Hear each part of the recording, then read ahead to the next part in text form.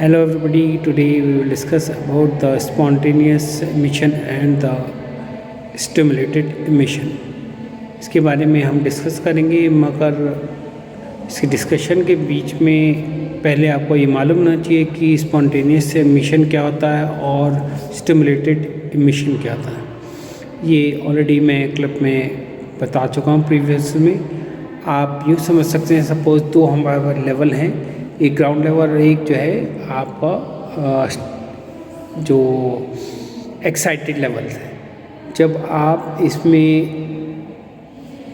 Field लगाते हैं और जो पल्स जाती है हमारी, उससे यहाँ इलेक्ट्रॉन जो ग्राउंड लेवल पे होते हैं वो एक्साइटेड लेवल पे आ जाते हैं और अब ये अपना आप ही आ जाए नीचे विदाउट एनी एक्सटर्नल फोर्स या एजेंसी के थ्रू। जब इस तरीके से आ जाते हैं, इसे स्पॉन्टेनियस एमिशन कहा जाता है।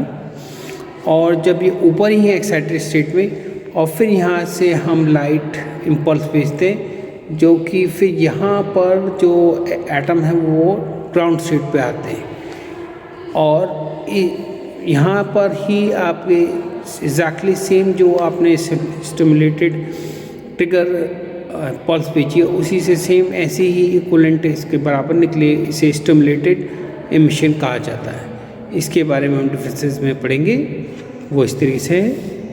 यहाँ स्पॉन्टेनियस एमिशन दिखा रखा है।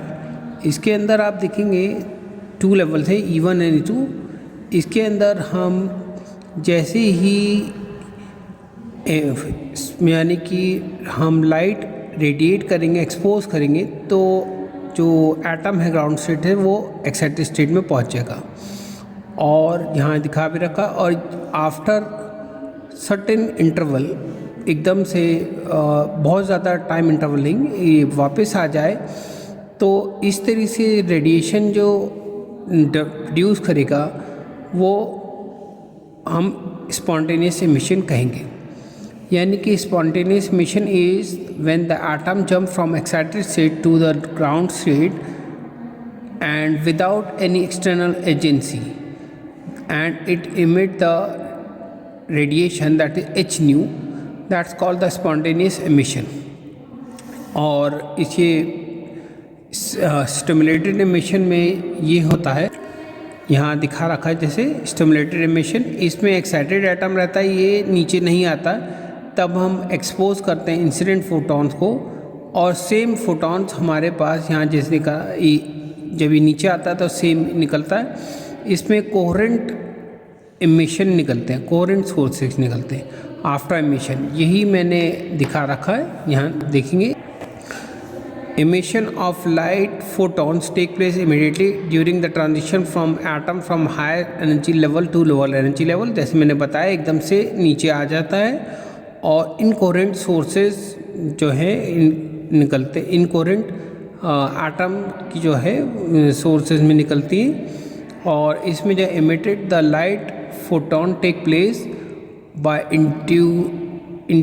inductionment of the photon having the same energy equal to emitted photon energy. यानी कि सेम फोटॉन की एनर्जी का फोटॉन निकलता है स्टिमुलेटेड एमिशन में, और ये अपना आप यानी अपर लेवल से लोअर लेवल पे नहीं आता है। जैसे यहाँ देखेंगे, यहाँ आप देखेंगे अपर लेवल से लोअर लेवल यानी ग्राउंड स्टेट पे अपना आप नहीं आता अनलेस कि इंसिडेंट फोटॉन उस पर स्ट्राइक ना करे। तो इस तरीके से एमिशन को स्टिमुलेटेड एमिशन कहा जाता है। यहाँ आप स्टिमुलेटेड एमिशन में देखेंगे कि कहीं से भी लाइट जो है, मतलब एक्साइटेड एटम जो है नीचे ग्राउंड स्टेट पर आ रहा है, तो इसमें कहीं से भी आने लगता है। कई लेवल हैं तो उसी से एकदम से अप करेंगे और डाउन कर जाएगा। तो इसमें एक तो इनकोहेरेंट सोर्स या फिर इनकोहेरेंट टाइप ऑफ फोटॉन्स निकलते हैं, और इसमें ब्रॉड स्पेक्ट्रम निकलता है। मगर अगर आप स्टिमुलेटेड एमिशन में देखेंगे, इसमें सेम कोहेरेंट फोटॉन्स निकलेंगे जो इससे आपने एक्साइटेड किया।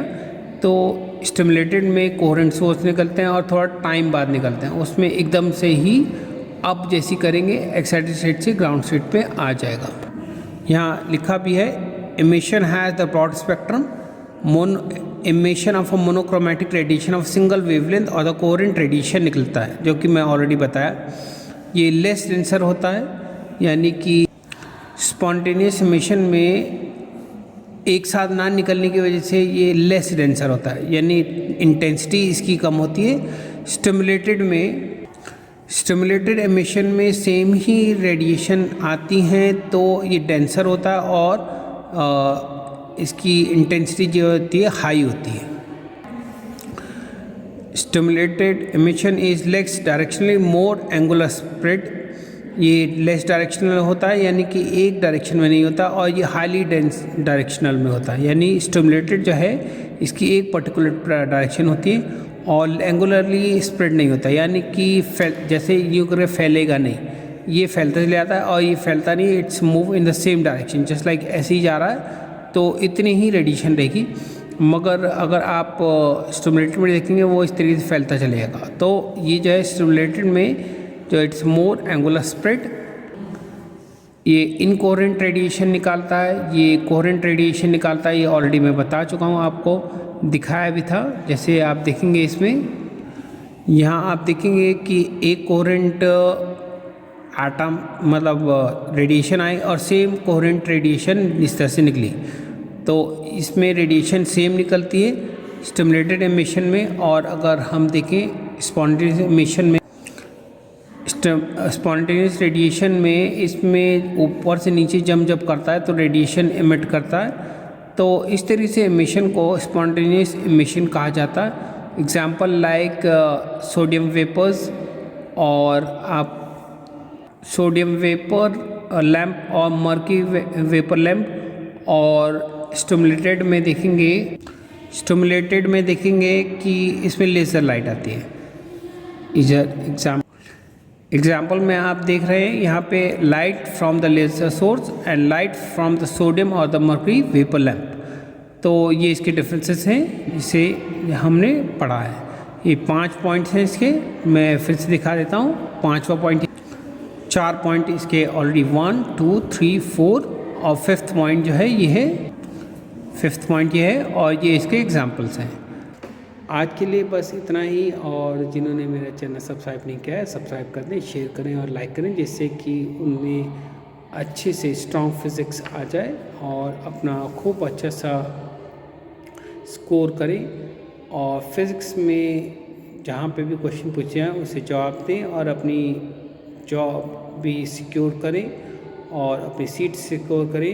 ये ज़्यादातर उन स्टूडेंट के लिए बनाते हैं जो कि जिनके पास अच्छे टीचर नहीं हैं या अच्छे बुक्स नहीं हैं, जिसके अभाव के चक्कर में और lack of teacher availability of the teacher and the books lead to be scoring in physics और lack in the physics concepts, तो इनका कॉन्सेप्ट अच्छे से बन पाए। और जो भी इसमें आप में क्लिप में एनी डिस्क्रिपेंसी लगती है या समझ नहीं आता है तो उसे कमेंट करें, जिससे कि मैं इसे इम्प्रूव करके आपका स्ट्रॉन्ग फिज़िक्स बनाएं। आज के लिए बस इतना ही। Thank you.